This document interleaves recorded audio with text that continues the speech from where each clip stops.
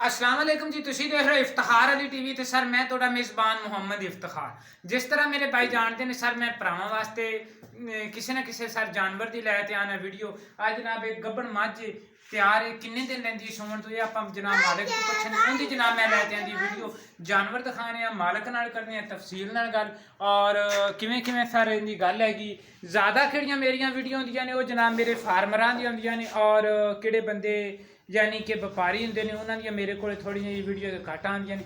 एक अख सफेद है, एक अख काली है, चूड़ी जनाब इनके सिंह है ने और माशाल्लाह बूथी पतली हैगी। ये जनाब तुहानू जनाब इनकी तसल्ली करवाने किन्नी हड्डी दी है, यह जनाब तुहाडे सामने तुसी जनाब करो इनकी तसल्ली।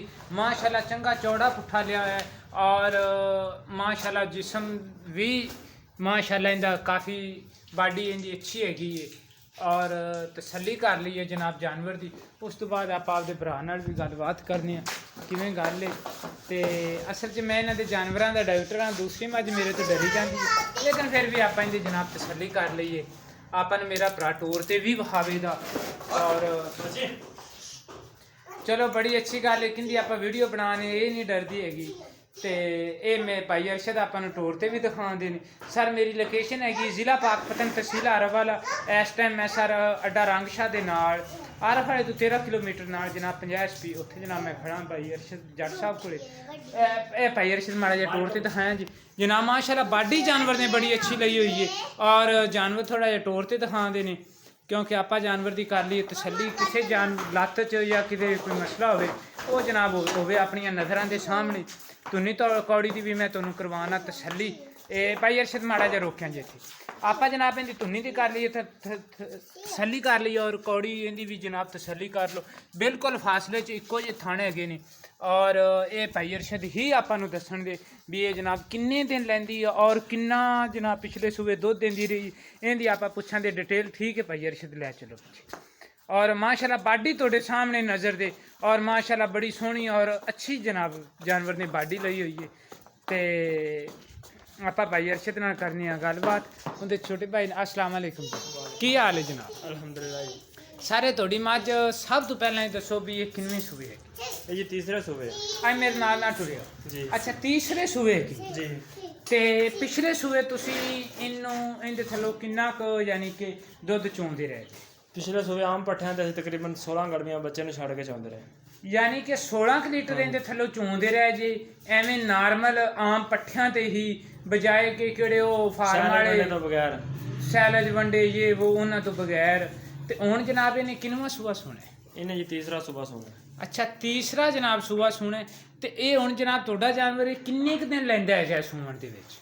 तकरीबन 15 तो 18 दिन लग जाएगा। अच्छा अजे तक 15 तो 18 दिन ये अजे तक लैंदी हैगी। ते ये सर केड़ी इनकी प्यार मुहब्बत वाली कीमत है केड़ी आप लै लैनी है ना वो ही तुसी मैनू दसनी है। किन्नी कीमत हैगी जनाब? इनकी जी असीं 5 लाख रुपया रेट कर 5 लाख रुपया रेट कर जी। 5 लाख रुपया रेट थोड़ा जिहा है इनका ज़्यादा जी। केड़ा है ना मुनासिब केड़े आप इनके पैसे लै लैने है नहीं आप यार रेट बजाए कि ज़्यादा करिए आप इनका रेट वही करिए और सही तुसी मुनासिब दसो केड़े तुसी इनके लै लैने है। चलो कोई भरा आएगा तो कोई 10-20 हज़ार थले कर लेंगे। यानी कि 4 लाख ते 80,000 रुपया थोड़ी कीमत हो गई। इस कीमत के विच भी अगर कोई भाई खरीदण आवे दा उनदे नाल जनाब प्यार मुहब्बत की जावे दी। चलो आप पासे का बंदा आंदा अपने को मेहमान हुंदा है कुछ मेरे भाई बाहर दे देखते हैगे ने उन्हां दी भी सर बड़ी मेहरबानी। ते 4,80,000 रुपया भाई होरां ने कीमत की। तीसरा जनाब इन्हें सुबह सुना 15 तो 20 दिन जनाब अजे तक ये सुमन ते लैंदी है।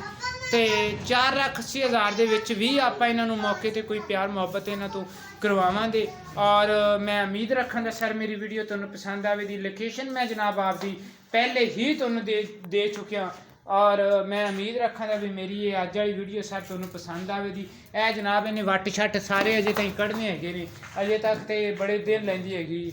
ਔਰ ਮਾਸ਼ਾਅੱਲਾ ਬਾਡੀ ਤੁਸੀਂ ਇਹਦੀ ਕਿਹੜੀ ਹੈ ਨਾ, ਮਾਸ਼ਾਅੱਲਾ ਬਾਡੀ ਜਾਨਵਰ ਦੀ ਕਿਹੜੀ ਉਹਦੇ ਤੋਂ ਹੀ ਇਹ ਜਾਨਵਰ ਮਹਿਸੂਸ ਕਰਾਉਂਦਾ ਵੀ ਇਹ ਇੰਨਾ ਕੁ ਦੁੱਧ ਕਰਨ ਵਾਲਾ ਹੈਗਾ। ਤੁਸੀਂ ਕਰੋ ਸਾਡੇ ਨਾਲ ਰਾਬਤਾ 0318 0658391। ਇਸੇ ਨੰਬਰ ਤੇ ਜਨਾਬ ਮੇਰੇ WhatsApp ਵੀ ਹੈਗੀ ਔਰ ਮੇਰੇ ਈਮੋ ਵੀ ਹੈਗੀ। ਤੁਸੀਂ ਜਨਾਬ ਸਾਡੇ ਨਾਲ ਇਸ ਨੰਬਰ ਤੇ ਜਨਾਬ ਤੁਸੀਂ ਸਾਡੇ ਨਾਲ ਰਾਬਤਾ ਕਰ ਸਕਦੇ ਜੀ। ਤੇ इंशाल्लाह आने वाली वीडियो च भी किसी अच्छे जानवर नाल जनाब तुहाडे नाल होवे दी मुलाकात। पाकिस्तान जिंदाबाद।